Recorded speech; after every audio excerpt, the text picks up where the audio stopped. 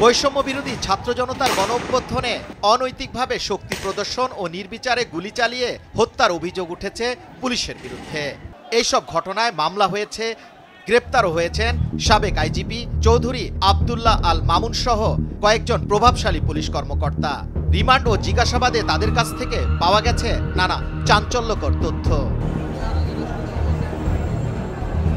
সারা দেশে এখন পর্যন্ত পুলিশের সাবেক ৩ আইজিপি সহ ১৮৪ জন কর্মকর্তার বিরুদ্ধে মামলা হয়েছে।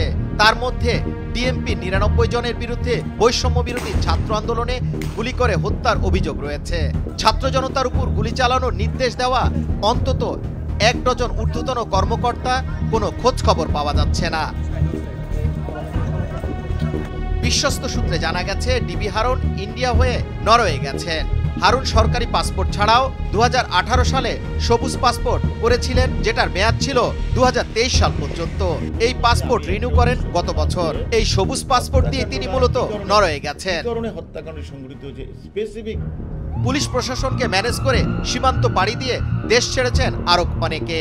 খোঁজ নিয়ে জানা গেছে, অতিরিক্ত কমিশনার প্রলয় কুমার জোয়াদ্দার ও পুলিশের বিশেষ শাখার সাবেক অতিরিক্ত আইজিপি মনিরুল ইসলাম সহ অন্তত ৪ জন প্রভাবশালী ঊর্ধ্বতন কর্মকর্তা লালমনিরহাট সীমান্ত দিয়ে দেশ ছেড়েছেন। এদের মধ্যে একটি বেসরকারি টিভি চ্যানেলে দেওয়া ফোন ইন্টারভিউতে মনিরুল ইসলাম বলেছিলেন, ৫ আগস্ট আওয়ামী লীগ সরকার পতনের পর তিনি আইজিপির সঙ্গে হেলিকপ্টারে করে সেনানিবাসে আশ্রয় নেন। এরপর পরিস্থিতি কিছুটা স্বাভাবিক হলে সেখান থেকে বেরিয়ে এক আত্মীয়র বাসায় ওঠেন। পুলিশের বিভিন্ন পর্যায়ের বেশ কয়েকজন কর্মকর্তা এখনো কর্মস্থলে অনুপস্থিত রয়েছেন। পুলিশ সদর দপ্তর বলছে, এমন সদস্যদের সংখ্যা ১৮৭ জন।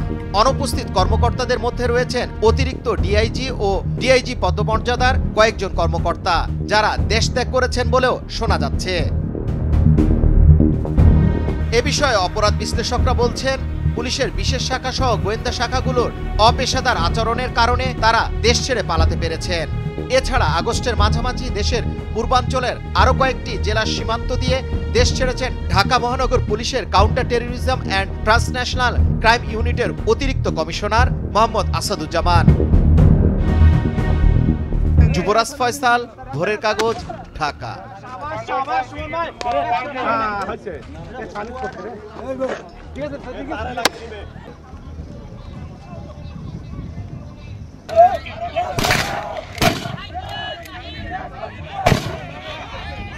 কি করেন ভাই, কি করেন ওই পার থেকে?